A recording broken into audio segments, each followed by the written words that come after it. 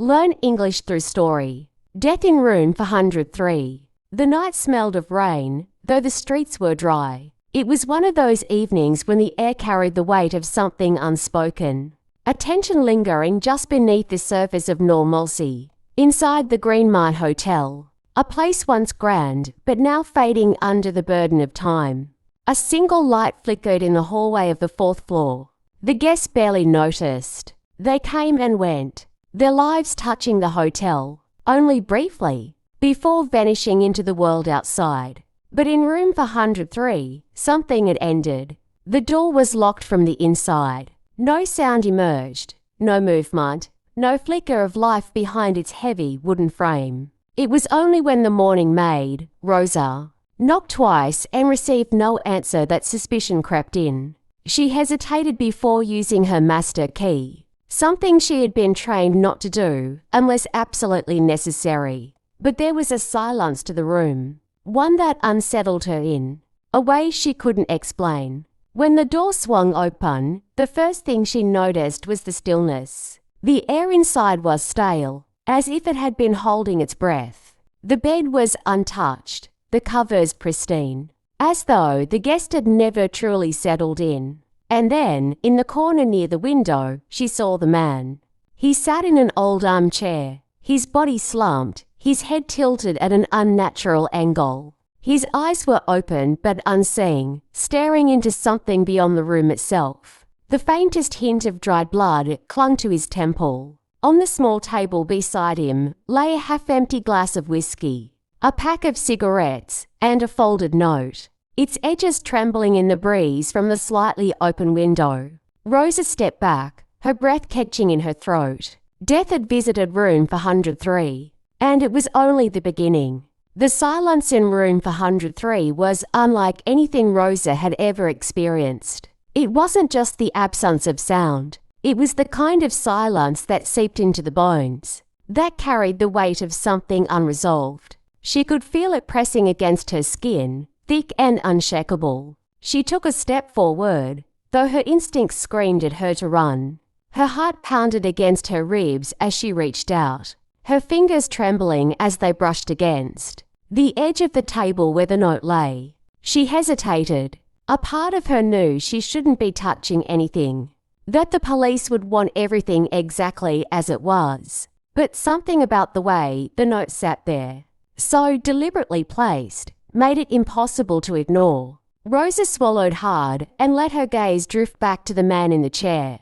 He was older, maybe in his late 50s, with neatly combed grey hair and a strong jawline that had softened with age.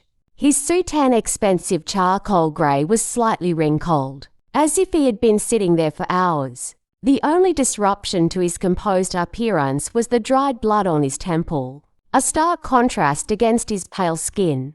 She took a shaky breath. "Senor Mendoza?" The voice startled her. Rosa whirled around to see her supervisor, Luis, standing in the doorway, his expression shifting from irritation to shock as he took in the scene before him. "Dios mío," he whispered. "What happened?" "I don't know," Rosa murmured. "I knocked, but no one answered. I thought maybe he had left without checking out."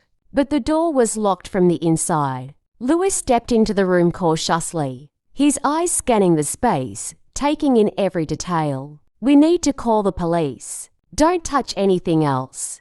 But Rosa wasn't listening anymore. Her eyes were drawn back to the note, the edges curling slightly in the breeze. It felt like it was waiting for someone to read it. And before she could stop herself, she reached out and unfolded it. "I know the truth."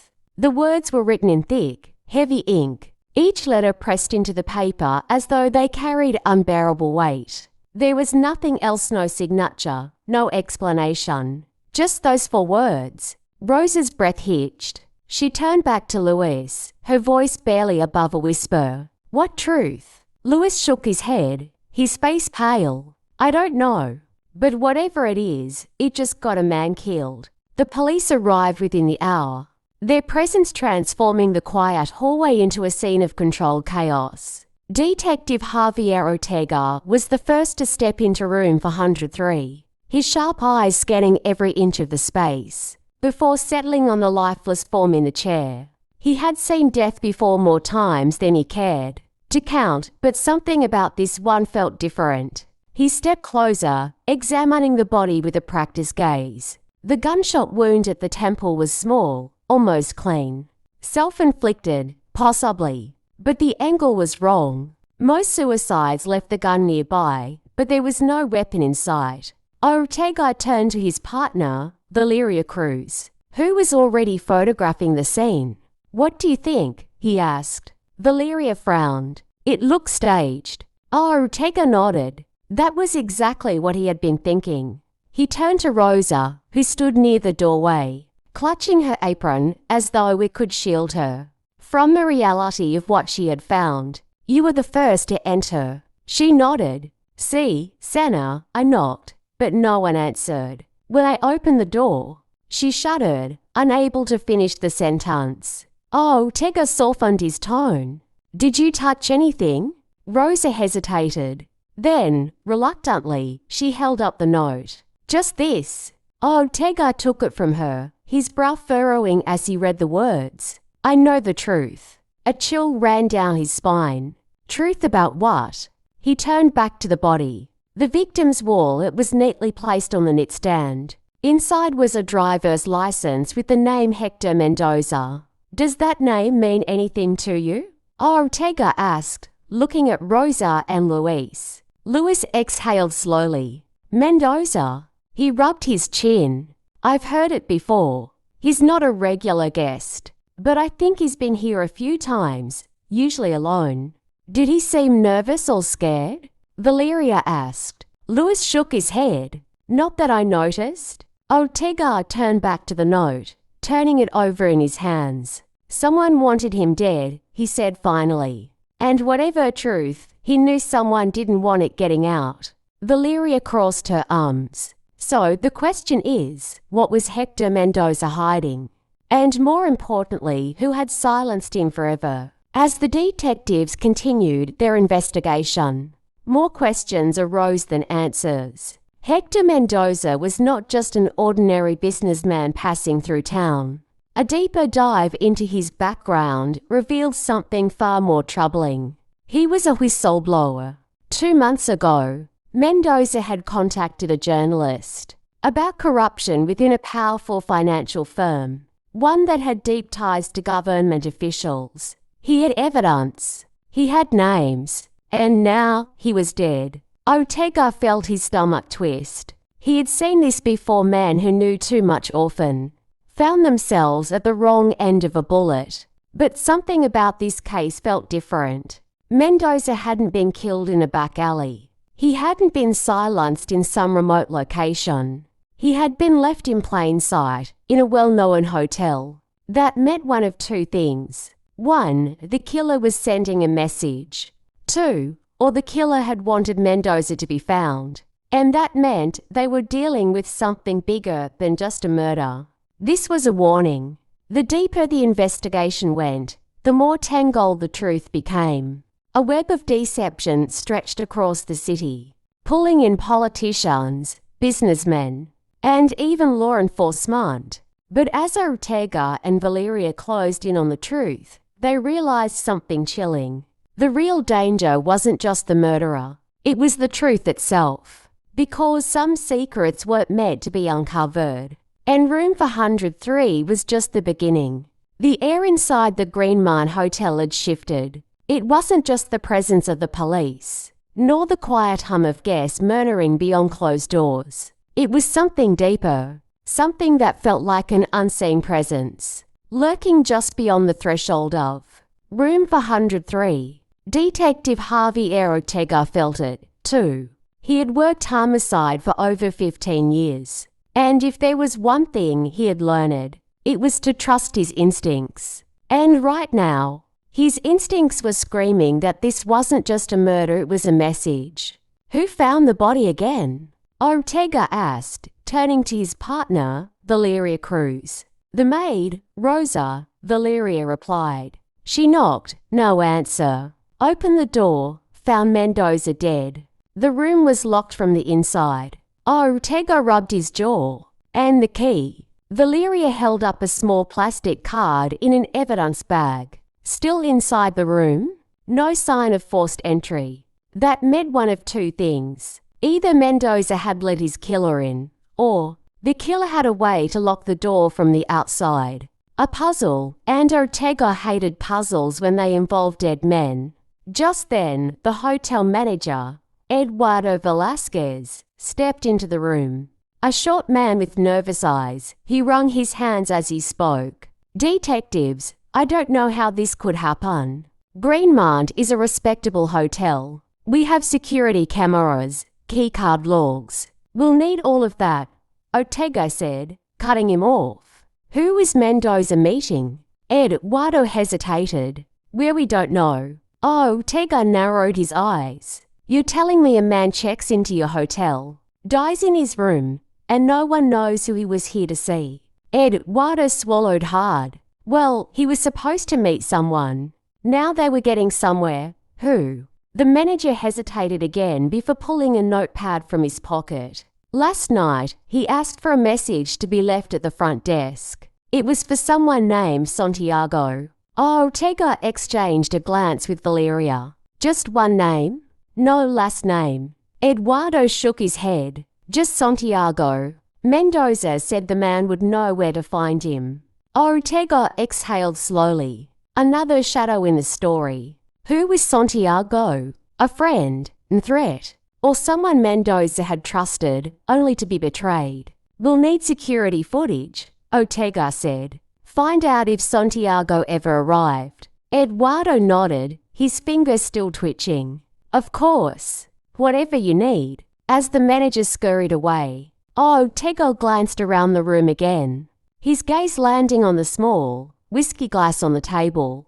He walked over, lifting it carefully with a gloved hand. Only half empty. Not drained in desperation, not abandoned in haste. It had been sipped slowly. Mendoza hadn't been afraid. He had been waiting.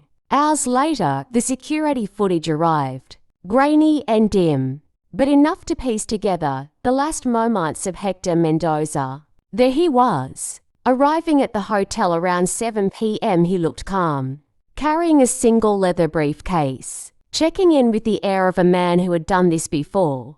No hesitation, no paranoia. Then, at 9:13 p.m., a man entered the lobby. Dark jacket, baseball cap. He kept his head down, hands in his pockets. He never approached the front desk, never checked in. He simply lingered for exactly 7 minutes before disappearing into the stairwell. "Could be Santiago," Valeria said. "Could be our killer," Ortega muttered. Then came the most interesting part. At 10:02 p.m., Mendoza himself emerged from the elevator. He was alone, but something was different. His stride had changed. His shoulders were tense. He walked past the front desk, hesitated for half a second, then continued toward the bar. Someone had spooked him. At 10:45 p.m., Mendoza returned to room 103, the last time he was seen alive. Ortega replayed the footage over and over, his mind picking apart every detail. Who had he met? Who had changed the course of that night? And then, at 11:20 p.m., the cameras captured something strange. A woman, tall, elegant, wrapped in a dark trench coat. She didn't go to the front desk, didn't ask for a key. She walked straight to the 4th floor, straight toward Mendoza's room. At 12:07 a.m., she left. "Find her," Ortega said, because now there were 2 ghosts in room 103 story. The woman's name was Isabel Duarte. She was a journalist. Not just any journalist, one of the few still bold, enough to chase the kind of stories that made enemies in high places. Ortega and Valeria found her in a small cafe, her fingers curled around a cup of coffee that had long gone cold. When she saw them approach, she didn't flinch.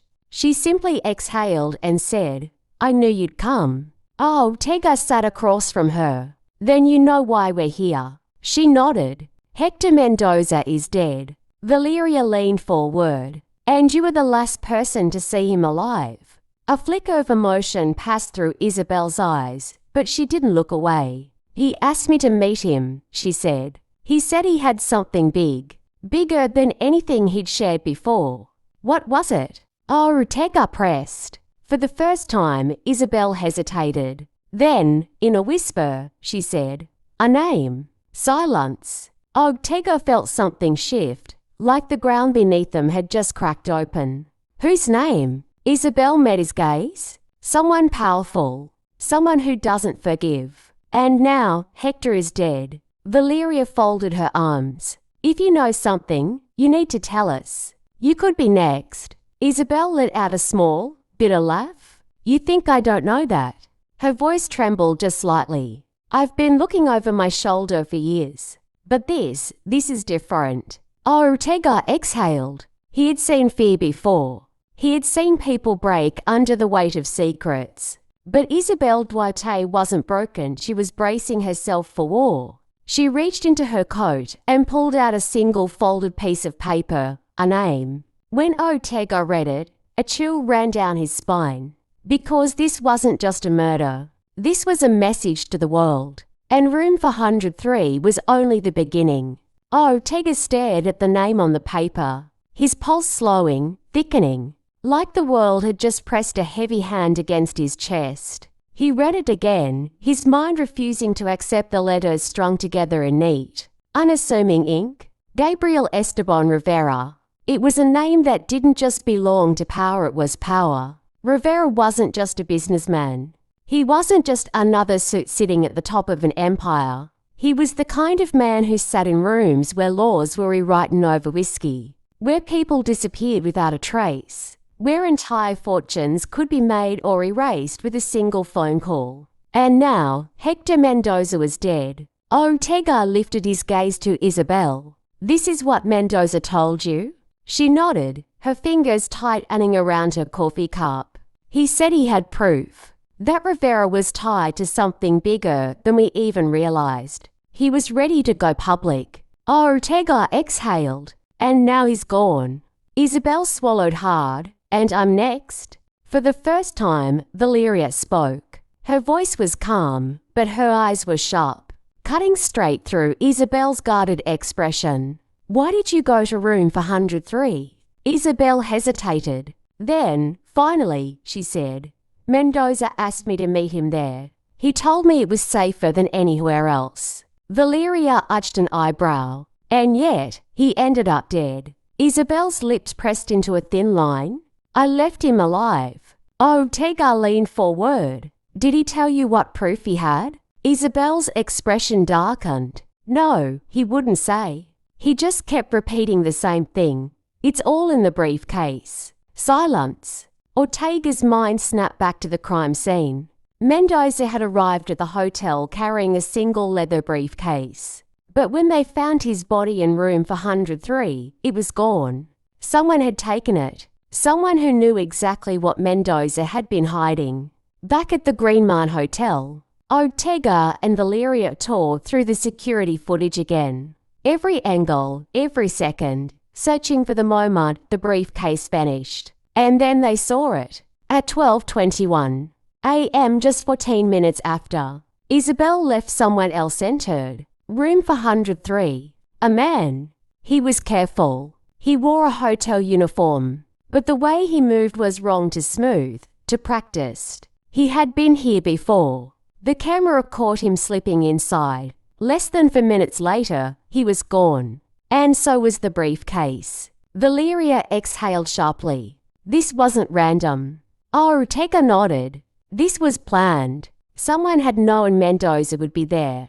Someone had waited until Isabel left. Someone had gone in and stolen the evidence that could have destroyed Gabriel Esteban Rivera. And Mendoza? Mendoza had been collateral damage. The next 48 hours were a blur of dead ends and unanswered calls. No one at the hotel recognized the man from the security footage. No name, no history. A ghost. Meanwhile, Isabel had gone into hiding. Ortega and Valeria found themselves back in their precinct, buried under old case files, searching for anything that connected Mendoza and Rivera in the past. And then, Finally, they found it. A single arrest record. 22 years ago, in a case long buried under layers of bureaucracy, Hector Mendoza and Gabriel Rivera had been arrested together. One charge each. Mendoza for fraud, Rivera for bribery.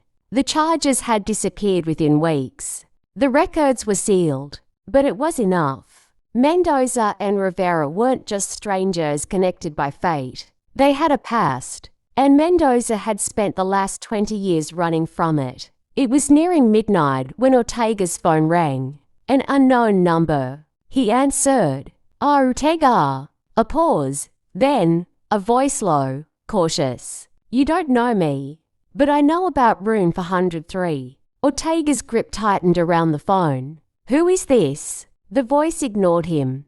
You're looking in the wrong place. Ortega frowned. What? A slow exhale, then. Mendoza wasn't just a whistleblower. He was part of it. Ortega's blood went cold. Part of what? But the line had already gone dead. A chill ran down his spine.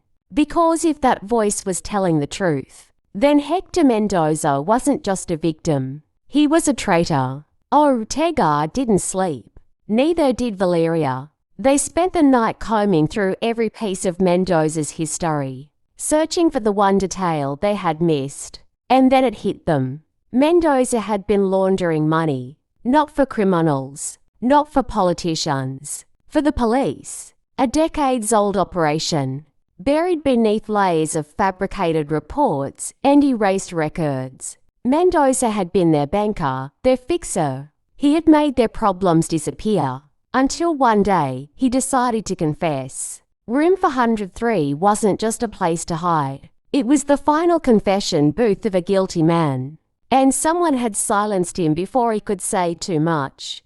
By the time the sun rose, Ortega and Valeria had a list of names, officers, detectives, even a police commissioner. And at the very top, Gabriel Esteban Rivera.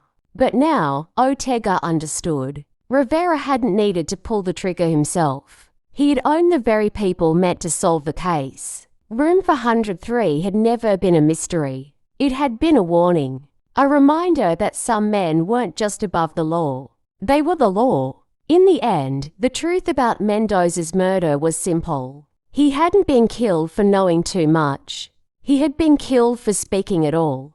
Because in a city built on secrets, the real crime wasn't corruption. It was thinking you could ever escape it. By the time Ortega and Valeria left the precinct, the city was still waking up. Street vendors set up carts. Early commuters shuffled down cracked sidewalks. And the scent of brewing coffee filled the humid morning air. But for Ortega, the world felt heavier. Because now he understood the truth. Hector Mendoza hadn't been killed for revenge. He had been killed to keep a system alive. And that meant one thing: whoever had ordered his death wasn't just one man. It wasn't just Gabriel Esteban Rivera. It was bigger. The kind of power that didn't just remove threats. It erased them. Ortega clenched his jaw. He had been in homicide for 15 years. And every case he had ever worked had been simple compared to this. Because this wasn't about justice. It was about survival. And the next name on the list might be his. Ortega and Valeria knew their next move had to be careful. If Mendoza's death had been a cover-up, then every step they took was being watched. The security footage had shown them. One thing, someone in a hotel uniform had stolen the briefcase. So they went back to the Green Mine Hotel. Eduardo Velasquez, the manager, was sweating before they even asked the first question. I already told you everything I know. He stammered, his hands wringing together. Ortega leaned in. You told us what wouldn't get you killed. Eduardo's eyes darted to the side. Valeria sighed. We're not stupid, Eduardo. That man in the uniform, he wasn't one of your employees. Silence. Then, a whisper. I didn't see anything. Ortega slammed his hand on the desk. Mendoza is dead. And if you think staying quiet is going to keep you safe, you're wrong. You're just the next loose end waiting to be tied up. Eduardo swallowed hard. He was shaking now. Finally, he whispered, he wasn't alone. Ortega and Valeria exchanged a glance. Eduardo continued, voice trembling. After he left the room, he handed the briefcase to a man waiting outside. Ortega's pulse pounded. Who? Eduardo shook his head, his voice barely audible. Gabriel Esteban Rivera. For a long moment, Ortega just stared at Eduardo. Then, slowly, he exhaled. The truth was right there. The final piece of the puzzle. Gabriel Rivera hadn't just ordered Mendoza's death. He had taken the evidence himself. Valeria was the first to speak. If Rivera has the briefcase, we're already too late. Ortega shook his head. Not necessarily. Because now, they had something Rivera hadn't planned for. A witness. Eduardo Velasquez wasn't just another coward hiding behind silence. He was proof. And that meant one thing. Rivera would come for him next. Ortega turned to Eduardo. If you want to live, you need to come with us, now. Eduardo's breath hitched. I can't. You don't understand what he's capable of. Ortega's jaw tightened. We do. And that's why we need to move. Eduardo hesitated. Then, finally, he nodded. And just like that, they had a chance. But what none of them realized was that it was already too late. Because Gabriel Rivera wasn't waiting for them to come to him. He was already watching, already listening. And by the time they stepped out of the Green Mine Hotel, the trap was set. The moment Ortega and Valeria stepped outside with Eduardo, the city felt wrong. Too quiet, too still. And then, a single gunshot. Ortega barely had time to react before Eduardo's body jerked violently. A burst of red staining his shirt. A sniper. Down, Ortega shouted, yanking Valeria and Eduardo toward cover. The second bullet shattered the pavement where they had stood just seconds before. Ortega's mind worked at lightning speed. A high vantage point. Suppressed fire. Professional. They had walked straight into an execution. Valeria pressed her hands against Eduardo's wound, but the life was already draining from his eyes. He was gasping, blood bubbling at his lips. And then, with the last of his strength, he whispered something. Something only Ortega could hear. Santiago, and then he was gone. Back at the precinct, Ortega sat in silence, replaying Eduardo's last word over and over. Santiago. It was the same name Mendoza had left at the front desk. The same name that had gone ignored. And now, 2 men were dead because of it. Valeria spoke first. It's a cod name. Ortega exhaled. Or it's a man. Either way, they had one final thread to pull. Because if Santiago was the key to this whole thing, that meant Rivera wanted him erased. And Ortega was willing to bet. Santiago was running out of time. The search for Santiago led them to the edges of the city, a forgotten place where streetlights flickered and the air smelled of rust and gasoline. They found him in a small apartment above a mechanic's shop. A man in his 60s, thin, weathered, eyes that had seen too much. He didn't look surprised when Ortega and Valeria stepped inside. I was wondering when you'd find me, he said. Ortega didn't waste time. You knew Mendoza? Santiago nodded. I knew him before he became the man you met. Valeria folded her arms. Before he tried to expose Rivera. Santiago let out a slow breath. Before he started working for him. Silence. And then Ortega understood. Santiago wasn't just a name. He was the last witness. The only one left who could prove that Mendoza and Rivera had once been partners. And now he was next. Ortega leaned in. Do you have proof? Santiago's eyes darkened. And then he reached into his pocket and pulled out a single object. A flash drive. The last copy, he said. The only evidence left. Ortega took it. He could feel the weight of it not in grams, but in truth. And for the first time in weeks, he realized underscore. They had a chance. The moral of the story. Hector Mendoza had tried to confess, and he had been silenced. Eduardo Velasquez had spoken, and he had been erased. But now, Ortega and Valeria had the last piece of the puzzle. A single flash drive. The kind of truth that could bring an empire down.